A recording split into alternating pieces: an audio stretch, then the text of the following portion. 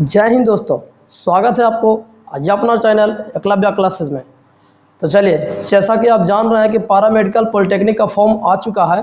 तो पारा मेडिकल और पॉलिटेक्निक का फॉर्म जो नहीं फिलअप किए हैं वो जाकर के फिलअप कर दीजिए, ठीक। और दूसरी बात यह है कि अब इस चैनल पर पारा मेडिकल, पॉलिटेक्निक, ITI, ठीक है, तीनों का प्रिपरेशन जारी होगा, चलेगा। तो चलिए, अब इसमें हम आपको बताएंगे फिजिक्स, केमिस्ट्री और मैथ्स। मैथ्स जो होगा वो आपको ट्रिकली होगा और दूसरा फिजिक्स और केमिस्ट्री थोड़ा डीपली होगा। कैसा होगा? मैथ्स जो होगा ट्रिकली होगा और फिजिक्स और केमिस्ट्री डीपली होगा।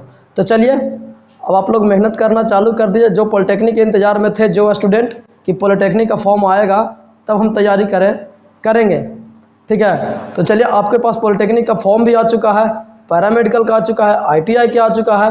तो आप तैयार हो जाइए, ठीक है, लोहा लेने के लिए, ठीक है।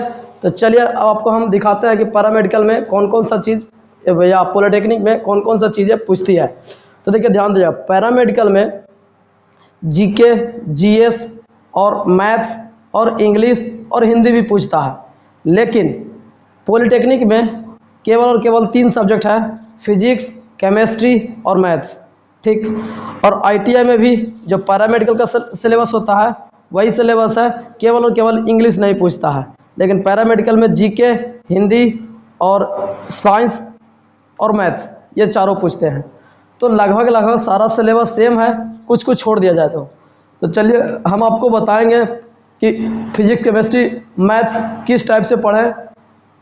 पैरामेडिकल में न्यूमेरिकल बहुत कम आता है, ठीक है, लेकिन पॉलिटेक्निक में न्यूमेरिकल बहुत ज़्यादा आता है, ठीक।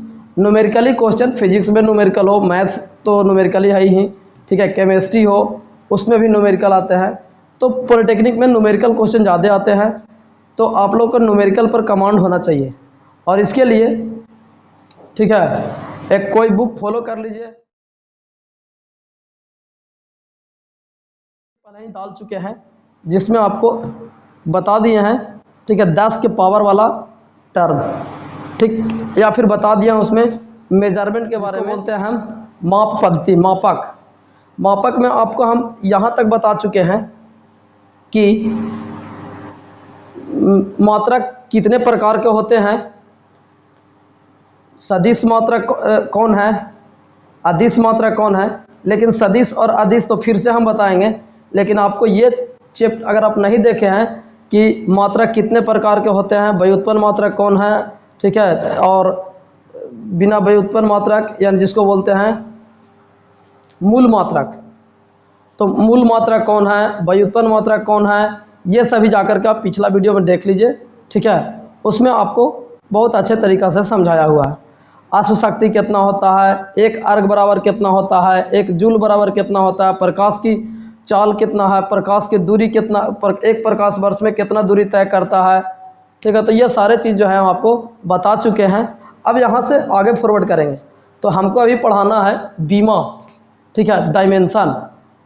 तो दोस्तों, डायमेंशन के बारे में ये बताना है कि जितना ज़्यादा आपको फॉर्मूला पता होगा उतना ज़्यादा आप डायमेंशन निकाल सकते हैं आसानी से, ठीक है, बिना फॉर्मूला का। जैसे मान लिया जाए कि हमको बल का डायमेंशन निकालना है, किसका? बल का। तो बल का डायमेंशन निकालने के लिए, डायमेंशन कहते हैं किसको, देखिए ध्यान से, ठीक। डायमेंशन के लिए कुछ टर्म होते हैं वो आपको याद करना होगा। जैसे मास के लिए, किसके लिए? मास के लिए हम क्या लिखेंगे? Capital M। लेंथ के लिए क्या लिखेंगे? यानी लंबाई, ठीक है। तो लंबाई के लिए लिखें क्या? यहाँ देखिए, लेंथ के लिए क्या लिखेंगे? लेंथ बराबर लिखेंगे हम L, यानी लंबाई। और समय के लिए क्या लिखेंगे? समय बराबर लिखेंगे कैपिटल T। और धारा के लिए क्या लिखेंगे? धारा के लिए लिखेंगे A। तो मैक्सिमम यही चीज़ को लेकर के, ठीक है, हम डायमेंशन बनाते हैं। और डायमेंशन बनाते समय हमको इस प्रकार से लिखा जाता है।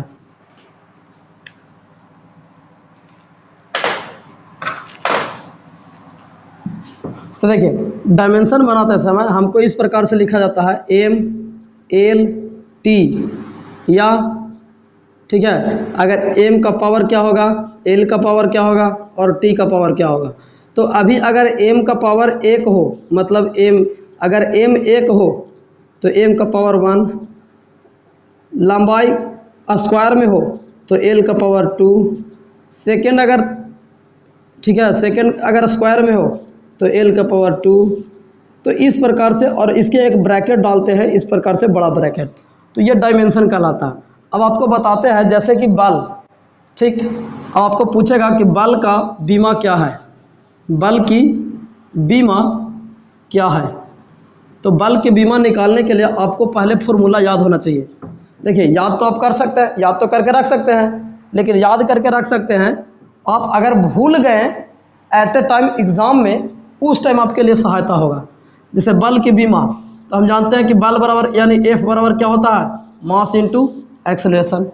मास के तो मास लिख ही देंगे, और एक्सेलरेशन बराबर क्या होता है, मीटर पर सेकेंड।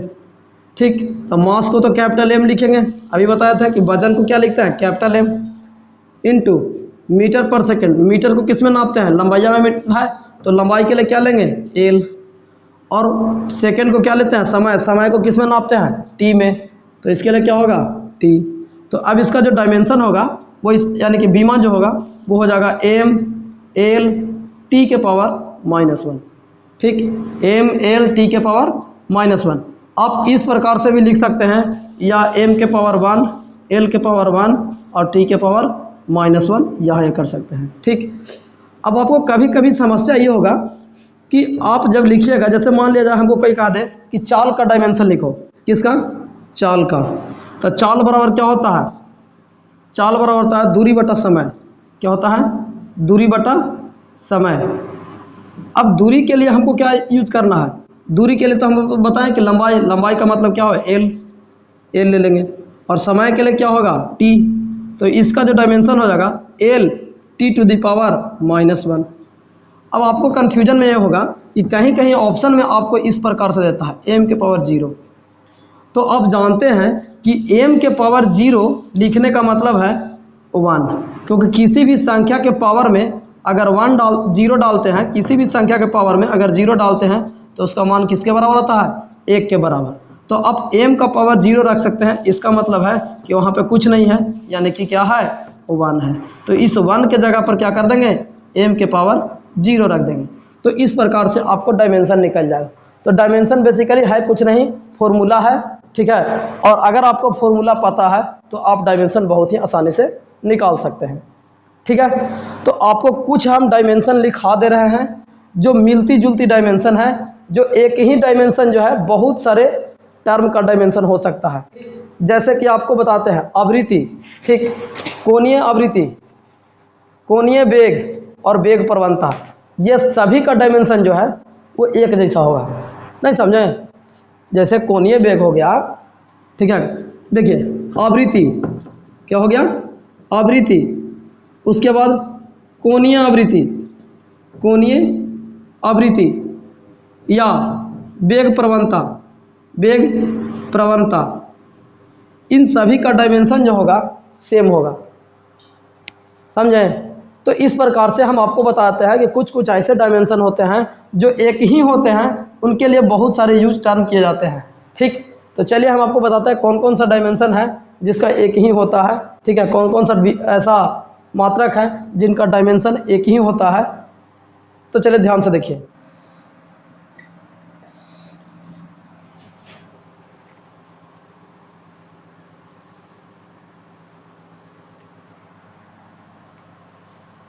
चलिए, तो देखिए हम आपको बता रहे थे कि कुछ कुछ ऐसे चीज़ होते हैं, ठीक है, कुछ कुछ ऐसे फ्रीक्वेंसी है, जैसे कि फ्रीक्वेंसी है, आवृत्ति है, ठीक है। तो चलिए दोस्तों देखिए, कुछ कुछ ऐसे फॉर्मूला हैं, ठीक है, या टर्म्स हैं जिनका जिनका क्या है, बीमीय सूत्र समान होते हैं। क्या होते हैं, बीमीय सूत्र समान होते हैं। देखिए आवृत्ति, कोणीय आवृत्ति, कोणीय वेग, प्रवणता, इन सब का क्या होता है, जैसे आप जानते हैं कि फ्रीक्वेंसी बराबर क्या होता है, 1/t, यानी 1 बटा समय, और 1 बटा समय होता है तो 1 बटा t, यानी t के पावर कितना होगा, -1। तो इसको लिखने का तरीका क्या होगा, m के पावर 0, l के पावर 0 और t के पावर -1। तो इस प्रकार से हम क्या लिखे हैं, आवृत्ति, कोणीय वेग और वेग प्रवणता, इन सभी का क्या है, इन सभी का बीमीय सूत्र सेम है। इस प्रकार से दूसरा है कार्य, ऊर्जा, प्रकाश की मात्रा, बल, आघूर्ण, इन सब का क्या है, एक है m के पावर 1, l के पावर 2, t के पावर -2।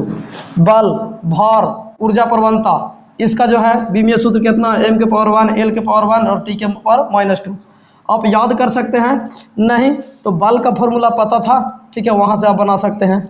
और पृष्ठ तनाव, पृष्ठीय ऊर्जा और बल प्रवणता, ये सभी का बीमीय सूत्र क्या है, इतना, क्योंकि पृष्ठ तनाव का फॉर्मूला क्या होता है, फोर्स पर यूनिट लेंथ, और फोर्स का वैल्यू कितना होता है, इतना, और लेंथ ही वाला है। देखिए अगर लेंथ एगो नीचे है और अगर लेंथ ऊपर में है, लेंथ क्या हो जाएगा, कट जाएगा, तो लेंथ के पावर 0 हो जाएगा। इस प्रकार से क्या बनेगा, m के पावर 1, t के पावर -2। दाब, प्रतिबल, प्रत्यास्था गुणांक, ऊर्जा घनत्व, इन सभी का फॉर्मूला क्या होगा, सेम होता है। ठीक, जैसे कि दाब बराबर जानते हैं क्या थी, force per unit area, force per unit area. ठीक, और कोणीय संवेग, प्लांक नियतांक, इन सभी का क्या होता है, इतना।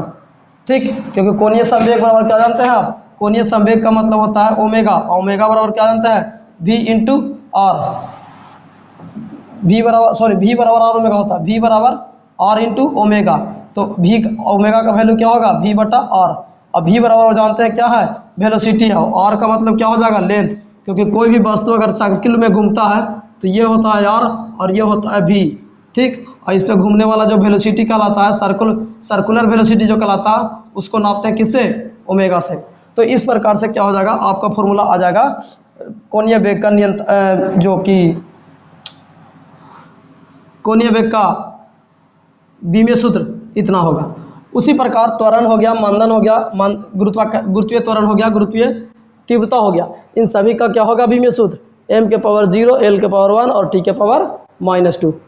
इसी तरह से आप देख लीजिएगा ये सारा, समझे। तो कुछ कुछ ऐसे टर्म होते हैं, ठीक है, फॉर्मूला होते हैं जिनका बीमीय सूत्र समान होता है।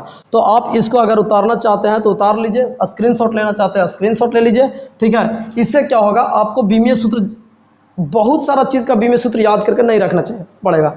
और बाकी आप ऐसे भी जानते हैं कि बीमीय सूत्र अगर हमको दे भी देगा, ठीक है, तो मैक्सिमम बीमीय सूत्र अगर देता है पॉलिटेक्निक में, तो बल का देगा, भार का देगा, कार्य देगा, ऊर्जा देगा, आवृत्ति देगा, कोणीय आवृत्ति देगा, कोणीय वेग देगा, ठीक है, प्रतिबल के प्रत्यास्था देगा, कोणीय संवेग देता है, प्लांक नियतांक देता है। इसके बाद क्या देगा, विद्युत विभव दे देगा, त्वरण, मानदंड, गुरुत्वीय त्वरण, विद्युत वाहक बल, और इसके बाद इधर से नहीं देगा, वेग, इस सब नहीं देगा। ठीक, तो इतना ही देता, जो टिक लगाए हैं उसको कम से कम याद कर लीजिए, समझे, जितना टिक लगाए हैं उसको कम से कम याद कर लीजिए। उसके बाद सारा आपका क्या होगा, खत्म, समझे। तो ये तो हुआ आपको बीमीय सूत्र निकालने का तरीका कि बीमीय सूत्र कैसे निकाल सकते हैं। तो क्या बताएं कि बीमीय सूत्र निकालने के लिए सबसे पहले क्या ध्यान देना पड़ेगा, तो आपको ध्यान देना पड़ेगा कि मेरा फॉर्मूला याद है कि नहीं। तो आप जितना से जितना ज़्यादा फॉर्मूला हो सकता है आप याद कीजिए, समझे।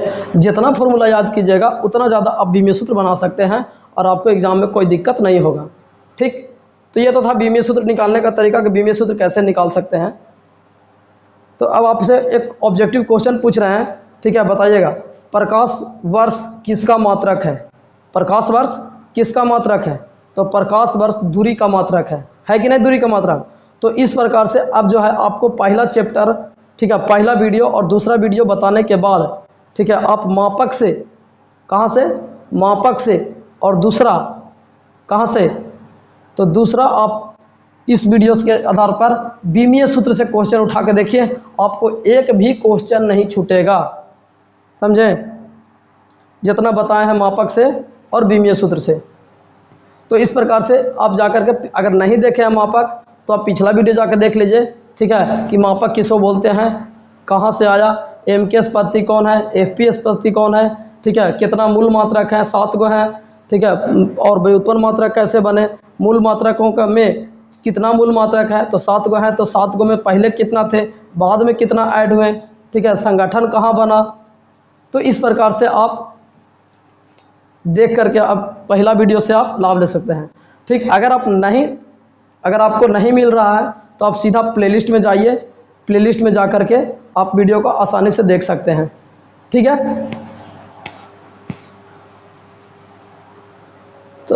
तो इस वीडियो को इतना ही। अगला वीडियो आपको हम कुछ दिन में प्रोवाइड करवा देंगे।